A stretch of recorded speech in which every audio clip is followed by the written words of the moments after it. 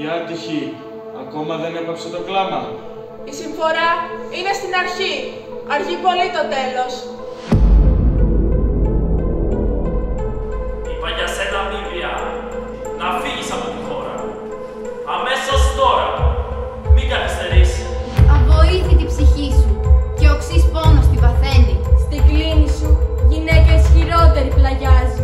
Τα σπίτια σου άλλος έρωτας, κρατεός εξουσιάζει. Καταλαβαίνω, ύστερα από όλα αυτά που μένουν σε γυναίκα, πως πρέπει διάβολα να τους πληθώσω τα χανιά μου για να σωθώ στο πέλαγος που με κύττωρε από το στόμα σου.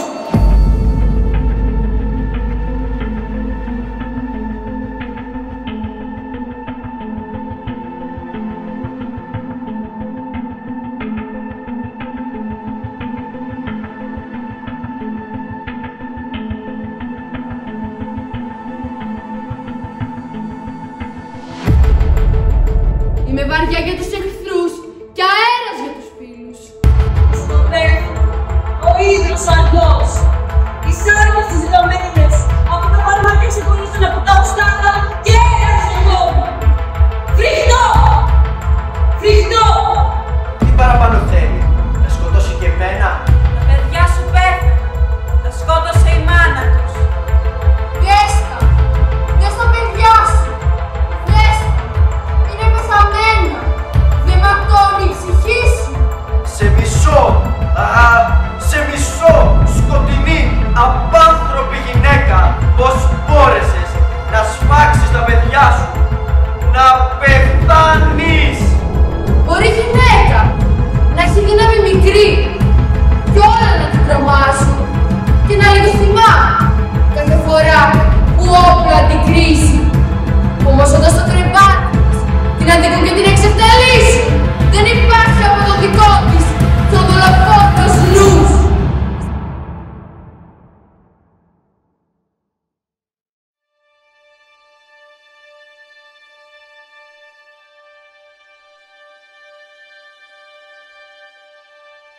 Τι είναι όλη αυτή η ασυγκράτητη μανία της για φανισμό?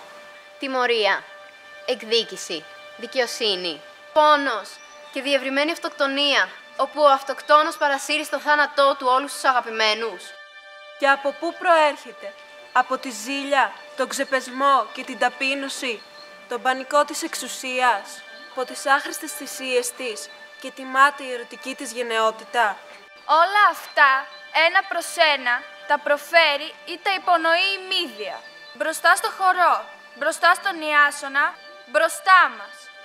Όμως την αισθάνεται πίσω από όλα αυτά, να αποτραβιέται, να χάνεται, για να παρουσιαστεί αβάσταχτο ορατή μπροστά στο φόνο των παιδιών μας.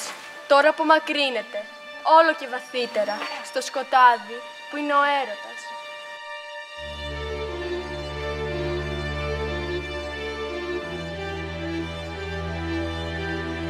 Δύο φορές βάρβαρη η Μύδια, από καταγωγή και από έρωτα.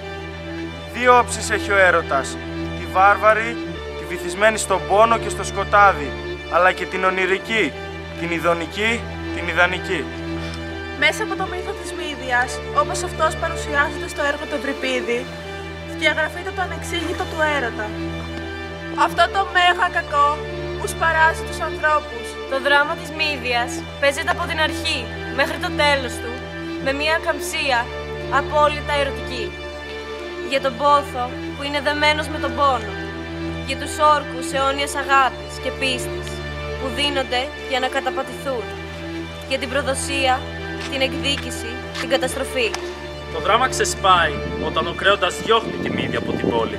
Θα φύγει, πράγματι, αλλά πρώτα θα σκοτώσει τη νέα γυναίκα του Ιάσονα και τον πατέρα της, αλλά και τα παιδιά της, που είναι και παιδιά του Ιάσονα. Δεν φταίει αυτή, δεν είχε άλλον τρόπο.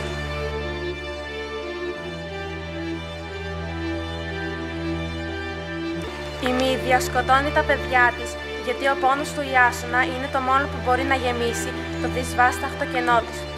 Είναι πράγματι μαγικό πως κατάφερε Ευρυπίδης να παρουσιάσει μια τόσο ιδεχθή και ανίερη πράξη να φαντάζει δικαιολογημένη. Είναι επίσης εκπληκτικό την τραγωδία αυτή του Ευρυπίδη, παρότι πουθενά η Μύδια δεν αφήνει τον παραμικρό ερωτικό ήχο, τη την παραμικρή τρυφερότητα έχει χαρακτηριστεί το πιο ερωτικό έργο που γράφτηκε ποτέ.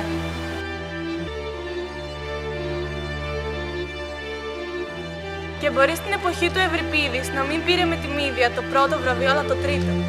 Κατάφερε όμως να ορίσει ανεξίτηλα τα όρια της απόγνωσης, τη λυτρωτική δύναμη του πόνου, τη μετάβαση από το σκοτάδι στο θρίαμβο. Κυρίως κατάφερε να δείξει ότι η καταγωγή του έρωτα είναι βάρβαρη. Σήμερα, κανείς δεν στέκεται στους μυαρούς φόνους της Μύδιας, αλλά στην προσπάθειά της να ξαναβρει την ερωτική ένωση που έχασε.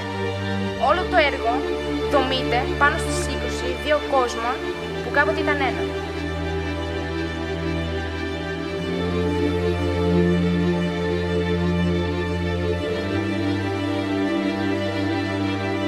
Ο Ιάσονας είναι αυτάρεσκος, αφελής, επιτεδευμένα αλαζόνας, είναι ένα τραγικό άθλο. Τον ενδιαφέρει περισσότερο να φαίνεται καλός και να υπερασπίζεται τις αδικαιολόγητες ενέργειές του. Για τον Ιάσονα ο έρωτας είναι το μέσο και όχι ο σκοπός. Και παρά την αρχοντική του συμπεριφορά, είναι ο κακός της ιστορίας.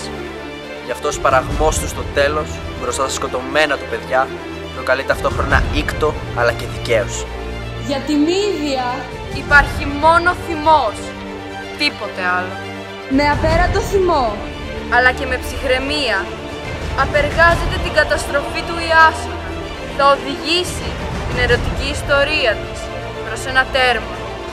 Όχι για να την τελειώσει, αλλά για να την αποθεώσει μέσα σε μια τρομακτική, Βάρβαρη ένωση.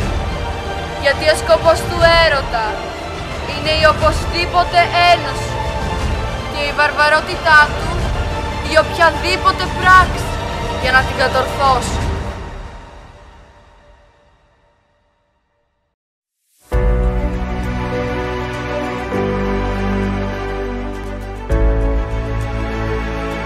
Η θεατρική ομάδα Εξαμάξης ξεκίνησε αποκλειστικά ως δράση του Δευτέρου Γενικού Λυκείου Βρεβενών. Αντικείμενο ενασχόλησης είναι τα έργα της αρχαίας ελληνικής δραματουργίας. Το 2021 παρουσίασε τις Ερμενίδες του Εσχύλη, παράσταση με την οποία συμμετείχε στο 1ο Διεθνές Φεστιβάλ στην Αρχαία Μεσίνη, ενώ το 2022 την Αντιγόνη του Σοφοκλή, η οποία επιλέχθηκε να συμμετάσχει στη Διεθνή Συνάντηση Αρχαίου Δράματος των Χριστοδίων της Κατερίνης. Τη φετινή χρονιά η θεατρική ομάδα είναι ακόμα πιο δυνατή, καθώς αποφασίστηκε το δεύτερο Γενικό Λύκειο να συνεργαστεί ισότιμα με τα δύο γυμνάσια της πόλης. Παρότι σχολικό θεατρικό σχήμα από την πρώτη στιγμή στόχος ήταν η δράση να ακολουθήσει επαγγελματικές προδιαγραφές. Τα κουστούμια, το μακιγιάζ, τα φτενίσματα, τα σκηνικά αναλαμβάνουν κάθε φορά επαγγελματίες του χώρου, ενώ την κινησιολογία επιμελείται επαγγελματίες χορογράφους. Η θεατρική ομάδα προετοιμάζεται με εβδομαδιαίες πρόβες σε ώρες εκτός σχολικού ωραρίου και αποτελείται αποκλειστικά από μαθητές και μαθήτριες των 3 σχολείων. Η συμμετοχή όλων στη δράση είναι εθελοντική. Οι πρόβες είναι συνεχείς. Οι δυσκολίες που πρέπει να ξεπεραστούν πολλές και η ανάγκη για δέσμευση στο κοινό στόχο είναι μεγάλη. Γι' αυτό όλοι μας απαιτείται να λειτουργούμε με υπευθυνότητα και σοβαρότητα. Οι πρόβες διακρίνονται από επιμονή και σκληρή δουλειά, προσοχή και πειθαρχία. Δεν υπάρχουν περιθώρια για γέλια, παιδιαρίσματα και χαλαρές στιγμές. Έτσι δεν είναι?